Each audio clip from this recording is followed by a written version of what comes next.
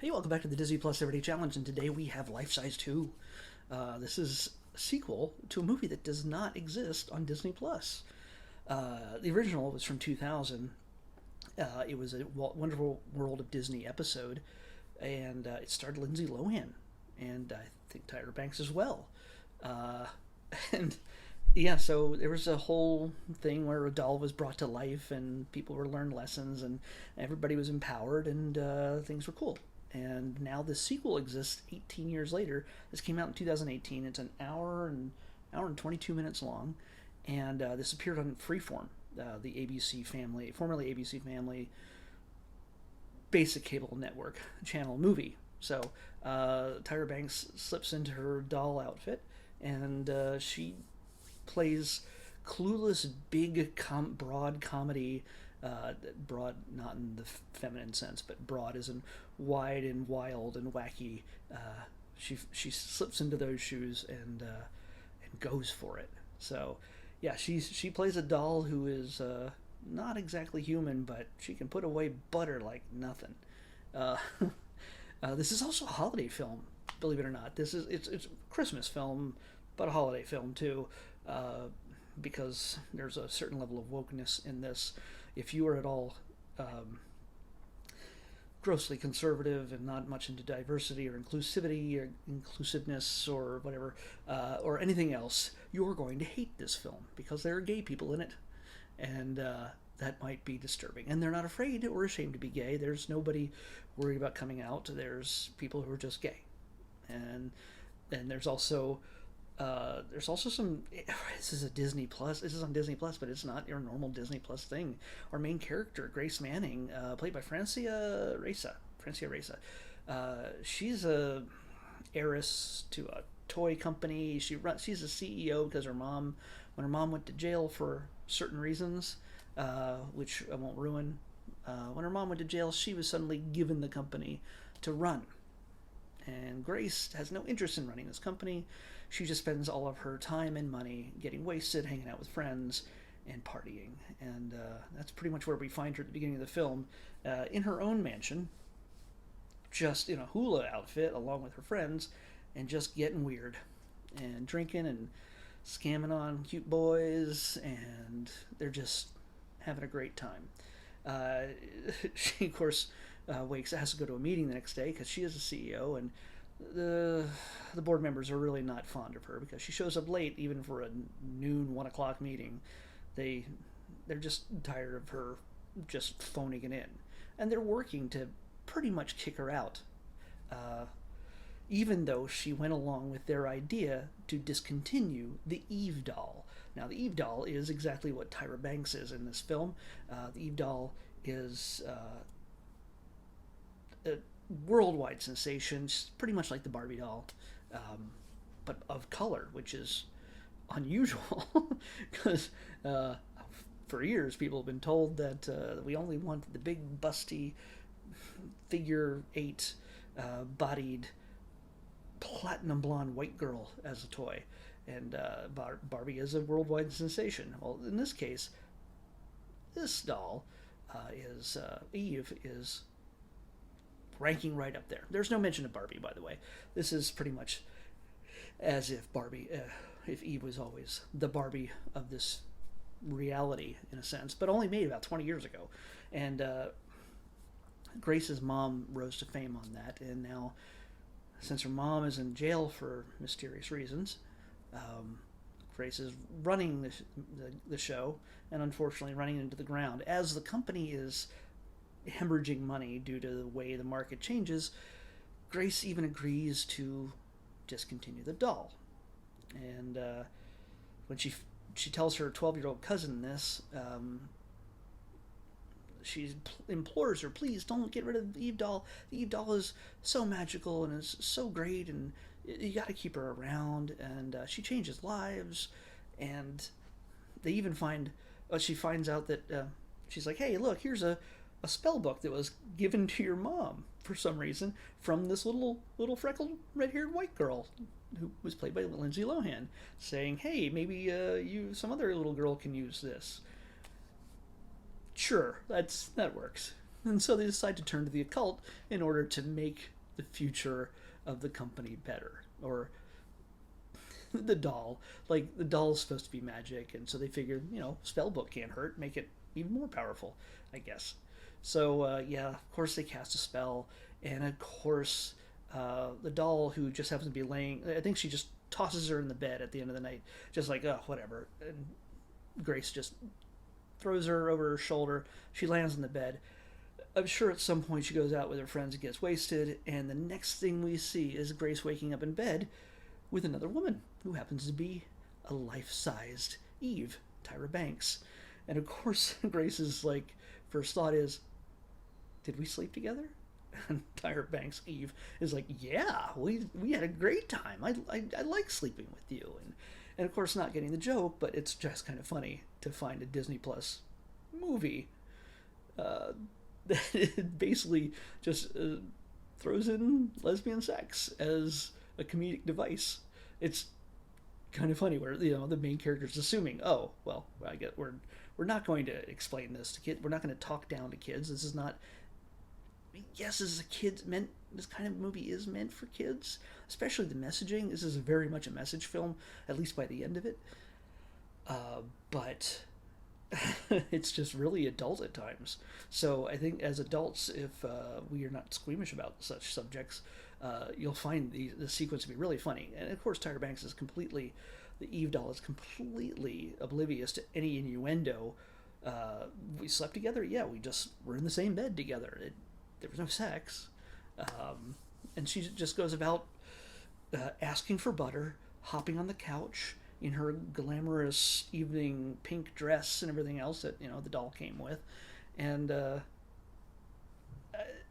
Grace is still under the impression that this hookup that she just had will not leave, and so she brings her along to brunch with her friends, and she begins to consume pretty much everything that's put in front of her because she just loves the taste of everything, and yeah, it gets weirder from there. And the great thing is that the characters all kind of react realistically, like, what is wrong with you? What? And yeah, they're all pretty much freaked out, disturbed by the presence of Eve in their lives, who is complete innocent, who is completely naive and complete good. When she realizes that the Eve dolls might be discontinued, or are being discontinued, well, she gets on her cell phone, one of her accessories. Now, at this point, they could have just done this for silly, goofy, like a one-bit kind of thing, where like, hey, she's got a big, clunky, colorful phone with a picture of her face on it, and she could be like, oh, I don't know, why is this not working? It's not real. No, they go a different direction with that, and I won't ruin it for you because it's actually really funny. Yes, I know. I went into this figuring I'd be suffering through all 1 hour and 22 minutes, just trying to grind through it. But there's moments I laughed out loud in this because Tyra Banks is her own version of, let's say, Jim Carrey, just her own pushing it to the limit, kind of comedic gesturing. I don't know. She's funny. She's unafraid, so it's kind of great that she goes all the way in this. And Francia, she's gorgeous, my personal opinion, and she is a great actor. She's a good actor. She plays it straight the entire time. There's no overly emotive. There's no weird, like, cartoonish signaling to children, that might be watching it, that this is how I feel and I'm gonna be goofy. She plays it completely like this is an adult romantic comedy kind of thing. Yes, there is romance in this, not just for Gracie girl. There's not just for Grace, but at one point, a certain young, very handsome man starts to take a liking to Eve, and Eve has no idea how to handle any of this. herself. And honestly, I don't want to ruin anything about how that turns out, but I I really questioned if this guy knew what he was getting into when he fell in love with a doll, a human living doll. There's so many ways it could go wrong in how to close out that story, but I think they did okay. It's still really disturbing. I'd think that I'd be getting a kind of a weird bait and switch situation if I found out that the woman I was falling in love with and was really hot for was literally a magic doll. So, yeah, I'm not gonna go into that. You need to see it for yourself. And yes, I'm going to actually recommend this film. I know it shouldn't be something I recommend. Um, it should be dumb, dumb, dumb, dumb. Um, but it's not. It's well done. Directed by Stephen K. Toshida. Toshida. Yeah. Yeah, and it's got a really good cast. Some faces you might recognize here or there. Um, it's about reconciliation. It's about uh, doing what's right. It's about giving a voice and power to girls, despite the outdated presentation, uh, the outdated representation of women through what Eve has always been uh, as a doll. She's a glamour queen. Oh, she's a princess. She could be a CEO. She could be whoever she wants, and she can appeal not just to girls. It's yes, that's what the messaging comes in, and they hit you like a Mack truck with it. When that messaging sequence comes in, they're just like, okay, we got 20 minutes left in this movie. Okay, time for the message dump. That's the only really unappealing part of this. While the message is good, the message is if it's the purpose of the film, then great, that's what it's for. But the execution of it, it feels like it was made by committee, and they were just like, all right. Some of the logic doesn't work. I imagine there were some scenes that were cut for time because there's a villain in this who is trying to kick out Grace from her position as CEO, and he's not developed at all. He's just a guy who sits in a chair every once in a while, says some mean things, and yeah, and then eventually he gets his comeuppance. So and there's a sequence where Grace eventually just while she goes along with the whole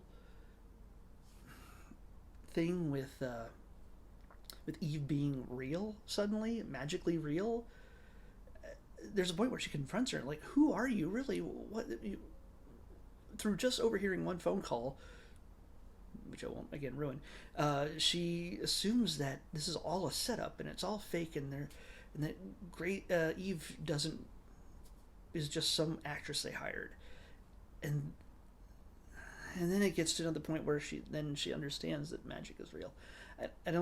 I realized they had to do that second to third act turn.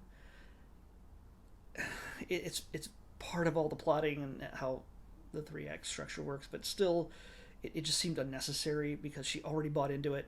Why kick her out of it just to buy back into it 5 minutes later in a very awkward way? But yeah, that's just me. I'm over analyzing it, but as I've been accused of. But that's what I'm here for. So I never thought I'd be analyzing this for more than 5 minutes because I'm surprised that this has any level of depth. I can't judge a book by its cover, obviously. It's just not right. This was actually good, so I'm not going to lie to you. It should have been bad, and it's not. So there we go. I gotta get ready for to pick tomorrow's episode. Um, so yeah, if you're looking for a holiday film that's may not be necessarily listed as a Christmas film or holiday film on Disney Plus, and you want a good laugh, and you're not afraid of woke messaging, as much as I hate that term, yeah, this is encouragement for everybody out there who needs that encouragement that they can be who they want to be, and that don't let certain constructs, societal constructs stop you. And let's have our dolls represent that as well. So that's what we get in this movie. All right, let's pick tomorrow's episode. 31. 31. Took a little while to say that there, huh? Oh, hey. All right. I've seen this movie already, and odds are a lot of you have too, but in case you haven't, it's a sequel, and it's part of the MCU. If you don't know what the MCU is, well, you're about to understand immediately when I show you the name. This is the sequel to Ant-Man. This is Ant-Man and the Wasp. So, yeah, we're going to go visit Paul Rudd and the gang, and this is a pretty major film in the whole scheme of the MCU. Quantum Realm and all that. So let's head back to the MCU and watch Ant-Man and the Wasp on the Disney Plus Everyday Challenge. I'll see you back here tomorrow.